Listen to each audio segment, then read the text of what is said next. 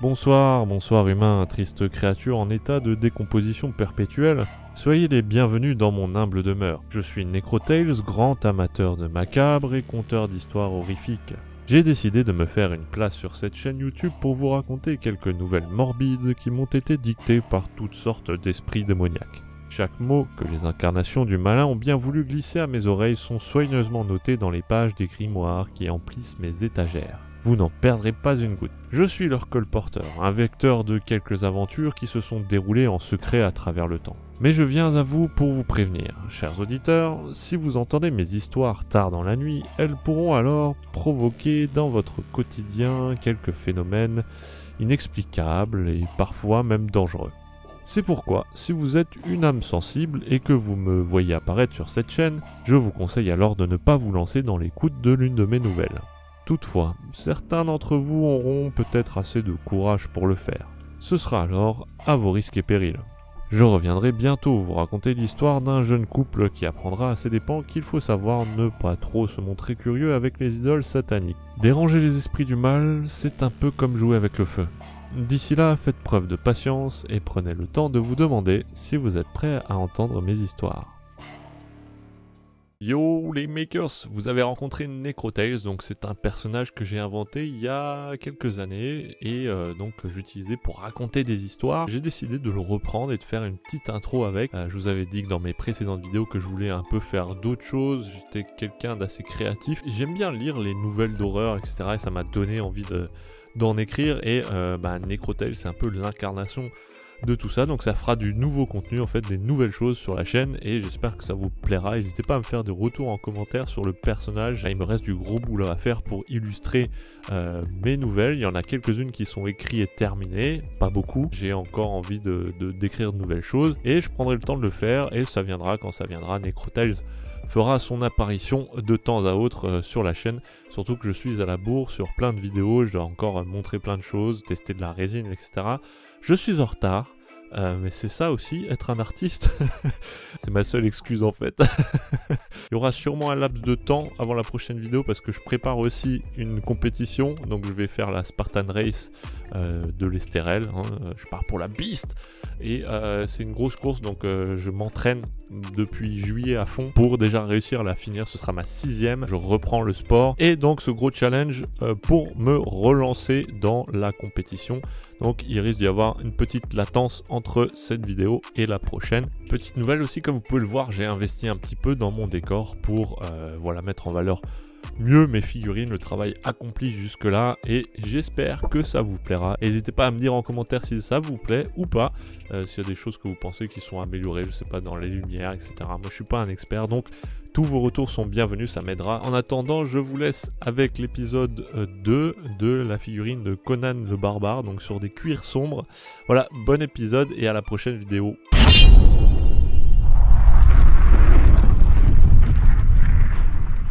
Yo les makers et bienvenue pour ce deuxième épisode sur cette figurine de Conan qui nous offre la possibilité de voir de nombreuses techniques qui vous serviront dans plein d'autres projets. On a vu la dernière fois la peau, comment faire la peau de Conan, une peau cuirassée et puissante pour rendre hommage à cette musculature, et on passe aujourd'hui à un second épisode sur les cuirs. Je vais séparer les cuirs en deux puisque vous le verrez sur la figurine, il y a deux types de cuir. Pour faire ces recettes de cuir que je vais vous donner là aujourd'hui, j'ai investi là-dedans, donc c'est un set de peinture de chez Valero. Il y a 8 pots de peinture pour 22 € et quelques, donc ça revient à peu près à 2,75 € le pot de peinture. Je change de recette, je veux me renouveler un peu dans la peinture. À l'intérieur, ce qu'il y a de très intéressant, un petit fascicule, donc là pour expliquer comment exploiter ces peintures pour faire du bois et des cuirs. C'est super bien fait, bon c'est en anglais ou en espagnol. C'est bien comme ça de se remettre en question. Moi j'ai des acquis, mais ça me permet justement de découvrir de nouvelles choses et d'exploiter en fait de nouvelles techniques. Je trouve en fait que les sets de peinture qui sont proposés, donc il y en a un autre que je vous montrerai quand j'en aurai terminé avec les cuirs sur les métaux, qui est excellent aussi. Je trouve que pour débuter sur des nouvelles techniques, c'est bien d'avoir les bonnes recettes, les bons sets de peinture, et aussi c'est bien, maintenant que j'ai quand même pas mal de peinture, d'aller dans des détails comme ça de teintes, de pas avoir à systématiquement faire moi-même mes teintes, etc. Là, on commence à rentrer dans le détail de différentes peintures et ça, c'est un bon conseil quand vous commencez à maîtriser la peinture, quand vous commencez à avoir beaucoup de peinture de toutes les couleurs, et ben vous allez sur des demi-teintes et vous allez avoir un pool de peinture de plus en plus complet qui va vous ouvrir le champ des possibles. Donc, je vous encourage, une fois que vous êtes équipé, à étudier comme ça de nouvelles techniques et c'est ce qu'on va faire aujourd'hui. Je me contente pas seulement de vous lire ce qu'il y a là-dessus parce que moi j'applique quasiment à la lettre en fait les recettes qui sont expliquées, les techniques qui sont expliquées, mais je vous mets aussi de l'image pour que comme à chaque fois vous ayez les mouvements, que vous voyez un petit peu comment se comporte la peinture. C'est important pour moi et c'est comme ça que j'ai appris aussi, je pense, par l'expérience, mais aussi en m'inspirant des gens que j'admire dans le style de peinture, etc. Et si vous appréciez ce que je fais, ben, c'est d'autant plus sympa pour vous, puisque comme ça, vous avez vraiment la théorie avec la recette et la pratique sous les yeux avec les mouvements du pinceau, comment se comporte la peinture, etc. Donc vraiment, je pense que c'est un enseignement qui peut aider beaucoup de personnes et je vous remercie de me faire des retours parce que je vois que beaucoup de gens se lancent et font de très belles choses. Je suis très fier quand on m'envoie des photos et qu'on me demande mon avis parce que d'une part ça me montre que vous avez confiance et d'autre part que vous aimez ce que je fais et ce que vous voyez. Ça vous fait très plaisir tout simplement de partager ce hobby et de progresser comme ça grâce à ces petites vidéos tutoriels. Donc merci à vous de me faire ces retours, n'hésitez pas, je prends toujours plaisir à répondre à vos questions. Donc aujourd'hui on va faire ce qu'on va dire des cuirs sombres. Donc je m'en suis servi pour faire les chausses de Conan. Pour les ceintures, pour tout ce qui est ceinturon, pour la deuxième recette de cuir, ce sera pour les fourreaux des armes ainsi que les manches. Donc on va commencer aujourd'hui tout simplement avec les cuirs qui composent les vêtements de Conan. Alors je vous montre le set de peinture. Donc ici on va utiliser en base du chocolate brown, ensuite ce sera du flat earth, on aura du dark sand, un wash de smoke, donc de sombre, et du black pour terminer. Vous pouvez rajouter un wash de black, mais moi je ne l'ai pas utilisé parce que je trouvais la teinte satisfaisante comme ça, mais vous avez dans la recette un wash en plus normalement à faire si vous voulez la suivre à la lettre. Donc on commence tout simplement par le chocolate brown qui est vraiment une couleur que je trouve super belle, super naturelle en fait. Donc là c'est encore une fois les bases, on met des couches de base, il n'y a rien de spécial à faire.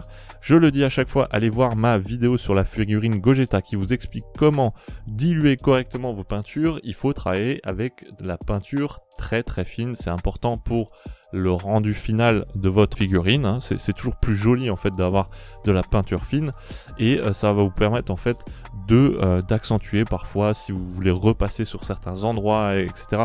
Ne faites pas des couches de peinture épaisse, ne faites pas des pâtés, ça gâche même les détails parfois quand on a des détails fins sur les figurines. Voilà, je vous montre un petit peu comment ça se met les bases sur de la couche très fine et donc je recouvre entièrement les chausses ainsi que tout ce qui est cuir, donc la ceinture et les lanières de cuir qui vont servir aux armes de Conan. Donc en deuxième peinture c'est du flat earth. Là ce qu'ils disent en fait c'est qu'il faut faire un premier highlight et effectivement le but c'est de ne pas recouvrir toute la peinture de base. En gros vous allez recouvrir, faire sortir les volumes. Donc tout ce qui est un peu bombé, tout ce qui est, vous allez peindre tout ce qui est dessus et vous laissez les dessous dans la couleur de base. Vous faites tous les creux, vous les laissez dans la couleur de base. Entre les creux, les parties bombées, là où il y a j'allais dire des remous, mais des pliures, on va dire, des hauts de pliures dans le cuir, etc.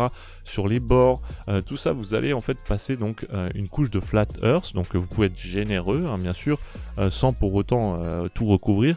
Mais voilà, vraiment faire sortir les volumes dès que vous avez un élément qui ressort, qui n'est pas plat mais qui va ressortir, et ben vous passez une couche de flat earth dessus. Au final ça représente on va dire une couverture totale de la chose ou de l'élément que vous êtes en train de peindre, on va dire à 80%. Donc il faut vraiment garder tous les creux dans la couleur de base et vous passez donc dès qu'il y a des volumes avec un éclairage, un highlight en flat earth, et vous faites ça donc sur toutes les parties qui composent vos cuirs de couleur sombre. Donc là en l'occurrence ce sera les chausses et donc les lanières de cuir et la ceinture comme d'habitude. Donc ce que je peux donner comme conseil aussi c'est par exemple sur la ceinture. Commencer par le haut, même sur les choses en fait, regardez, je commence par le haut et mon pinceau il reste sur le haut, je vais jamais chercher à peindre en fait avec un pinceau par en dessous et en fait naturellement ça va déposer la peinture au bon endroit déjà pour ce qui est lumière, et après il vous suffit de compléter on va dire avec les plis, les volumes qui vont sortir. Et n'hésitez pas à faire les bords, les extrémités en plus clair. Pour la ceinture, ce qui est sympa de faire aussi, c'est de partir d'en haut et de descendre par exemple entre les trous de la ceinture. Et vous allez avoir une alternance en fait entre la couleur de base et la couleur d'éclairage de highlights numéro 1 qui va se faire. Et du coup, les creux vont aussi apparaître tout seuls. Le bout de la ceinture, là où donc ce qui ressort de la boucle, c'est pareil. Le bombé de la boucle, là où en fait on passe l'élément en fer qui va retenir en fait la taille, tout ça. Faites-le donc dans ce premier highlight, cette première couleur qui va vous donner vraiment le volume, les premiers volumes de votre peinture et de vos cuirs. Voilà ce que ça donne après un premier traitement donc, et on arrive à un second highlight qui est en couleur Dark Sand. Donc le Dark Sand c'est très très clair, là vous allez avoir un vrai up de couleur, une vraie différence entre les deux couleurs, mais on va passer des washes après qui va fondre un petit peu et marier un petit peu ces deux couleurs. Pour ce highlight là vous allez sur les edges c'est les arêtes, donc vraiment vous allez devoir utiliser un pinceau beaucoup plus fin, et par exemple sur le haut de la chose vous avez donc la chose qui représente une épaisseur et vous allez passer sur la partie extérieure. Donc le but c'est de tracer complètement les arêtes et pas recouvrir toute la surface sur le haut, mais voilà, pas travailler en épaisseur mais juste vraiment sur les arêtes. Et ce qui est conseillé de faire aussi pour un petit peu donner de l'usure, c'est donc vous allez faire des petits stripes, des petites stries en fait, des petits coups de pinceau sur les parties donc les plus bombées. Vous pouvez le faire aussi dans les parties on va dire un peu plus creusées, mais c'est pas là où généralement c'est de l'usure, donc c'est là on va dire où les parties frottent le plus, donc c'est pas celles qui sont dans les creux au naturel, c'est celles qui sont un peu en extérieur. Et donc on a avec cette couleur en plus la possibilité de d'une part donner un peu d'effet d'usure, mais accentuer forcément les arêtes pour la lumière. Et donc là on le voit en fait sur la chose, sur les parties basses du haut de la chose, donc c'est celle que normalement je suis en train de vous montrer pendant que je parle. Si j'ai fait un bon montage, je fais donc des traits comme ça pour simuler un peu de l'usure, comme si c'était déchiré, et que ça donnait en fait ça rend cette impression de déchirure voilà sur toutes les bordures on va dire de la chose, etc. Donc n'hésitez pas à, même si c'est choquant en fait en premier lieu, vous allez voir une vraie différence de couleur de peinture et ça se marie pas super bien à première vue. N'hésitez pas quand même à en mettre, à faire tous les edges, toutes les arêtes, parce qu'après on va lier tout ça donc avec un shade, un wash. Donc c'est une peinture qui sera beaucoup plus sombre mais très diluée et qui va donc atténuer cet effet de différence de couleur entre les deux, tout en gardant en fait les endroits qui sont les plus clairs, ils vont quand même ressortir. Donc n'hésitez pas vraiment à simuler comme ça de l'usure avec des petites stries, des petits traits voilà, sur les endroits du cuir. Par exemple là sur les étuis de la ceinture, là où il y a on va dire la ceinture et qu'il y a les premières lanières pour le fourreau qui sont attachés dans le dos, faites toutes les arêtes sur les angles. Donc vous allez faire les coins supérieurs de chacun de ces éléments. Vous allez faire le haut la bordure haute en fait de la ceinture. Donc voilà, il faut vraiment pas hésiter à simuler de la lumière, à simuler de l'usure, des frottements, parce que c'est ça qui va donner vie en fait à votre matière et qui va la rendre réelle. Donc voilà, je vous montre un petit peu, vous voyez les mouvements que je fais avec mon pinceau. On a une étape avec un pinceau très fin, donc on est sur des tout petits mouvements, il faut y aller petit à petit, par petites touches. Voilà, n'hésitez pas à en mettre, mais soyez rigoureux et économe dans vos coups de pinceau. Mettez pas des grands coups de pinceau, allez chercher vraiment petit à petit des petits coups. Donc voilà, c'est les conseils que je peux donner, on va dire. Donc n'hésitez pas à faire un maximum de détails. Quand il y a une figurine et qu'il y a quelque chose de modélisé dessus, il faut le peindre. Parce que si vous le peignez pas, ça se verra en fait. Alors ça se verra dans le sens où on verra que vous avez oublié quelque chose, il y a quelque chose qui n'est pas fait. Tous les éléments d'une peinture, d'une figurine, tous les éléments de peinture sont importants, et c'est ça au final qui va faire qu'il y a plein de détails partout à la fin, que plein de choses vont ressortir et qui vont donc donner vie complètement à votre figurine. Donc ma dernière étape, moi, donc c'est un wash de smoke. Alors pour faire les wash, on dilue vraiment beaucoup de la peinture. Il faut que quand vous pouvez prendre un haut de Tupperware, là, un capuchon de Tupperware, et vous passez votre pinceau dessus avec la peinture très diluée. En fait, si elle se rétracte un peu et que ça c'est pas juste un trait, mais comme de l'eau en fait que vous déposez et qu'elle bouge un petit peu en se rétractant, c'est que vous avez la dilution, la bonne dilution pour du wash.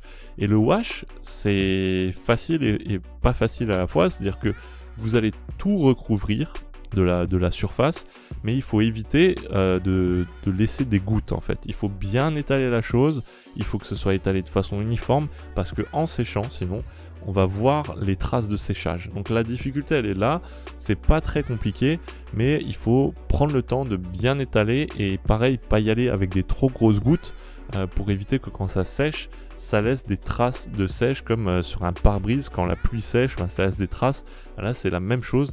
Donc vraiment, il faut y aller avec des petites gouttes et travailler vite aussi pour que la peinture elle soit toujours uniforme. Donc travaillez vite avec des petites gouttes et bien les étaler. Et surtout, quand vous êtes sur des surfaces comme ça qui doivent être complètement faites, faites-les complètement. N'oubliez pas un seul endroit. Vraiment, assurez-vous que l'entièreté de la couche est recouverte de manière uniforme. Si vous retournez après dessus, il faudra retourner sur l'entièreté de votre surface, parce que sinon il y aura une différence, et dans le séchage on verra cette différence. Donc voilà, c'est facile, mais il faut juste avoir des bons réflexes, pas oublier certaines choses qui font que voilà, après l'erreur se paye au séchage. On voit les traces qui restent quoi. Donc pour finir, moi je passe des petits coups de noir, c'est pareil, donc là où j'ai fait de l'usure avec des traits clairs, je vais passer en dessous de ces traits un petit trait noir en fait, pour donner du relief, comme s'il y avait un creux et au-dessus la lumière du creux. Donc c'est une technique que là on voit pas très bien et que j'ai pas trop utilisé sur la ceinture, mais que j'ai plus utilisé sur les fourreaux, parce que je me suis imaginé que Conan, ça lui arrive par exemple de parer des coups avec son épée, souvent, et une épée rangée dans son fourreau, des choses comme ça. Donc il a certainement moins pris de coups dans ses habits que sur son fourreau. C'est pour ça qu'on le verra dans la prochaine vidéo, et comme c'est des cuirs plus clairs, ça se verra mieux, donc c'est plus efficace de vous montrer ça dans cette vidéo. Mais voilà, je vous donne juste la technique et on la verra plus en détail dans la deuxième vidéo sur les cuirs. En tout cas, le principe c'est ça, c'est d'avoir une couche claire et juste en dessous une couche foncée, pour donc un trait clair et un trait foncé, pour vraiment donner l'impression d'une entaille avec la lumière de la partie coupée qui ressort juste au-dessus. Donc ça, voilà, c'est un petit effet qui est sympa. On appelle ça du battle damage dans Warhammer. On fait ça sur les armures, donc on prend la couleur de l'armure en un peu plus clair, on va faire un petit trait, et juste en dessous on fait un trait noir, comme ça il y avait une entaille en fait dans l'armure. Voilà, donc c'est assez connu des personnes qui jouent à Warhammer et qui peignent des figurines de Warhammer. Et donc comme je disais, pour terminer, on fait un wash avec du black, et là je l'ai pas fait parce que ça me satisfait complètement. Cette teinte là, j'avais pas envie qu'elle soit plus foncée. Donc c'est tout pour aujourd'hui. C'est une vidéo très courte, hein. Encore une fois, j'essaye de faire au plus court et au plus appréciable pour vous. Donc vous avez une première technique de cuir, de recette de cuir. Je pense que ça vaut le coup d'investir dans ce kit de peinture, donc bois et cuir de chez Vallejo, que je trouve très rentable et qui est déjà une peinture de qualité, hein, franchement faut le souligner, et en plus voilà, qui comporte un set de peinture hyper intéressant. Ça permet aussi de pas acheter tout et n'importe quoi, et vous avez des recettes. Donc encore une fois, faut traduire l'anglais, traduisez-le avec Google si vous ne parlez pas anglais ou espagnol.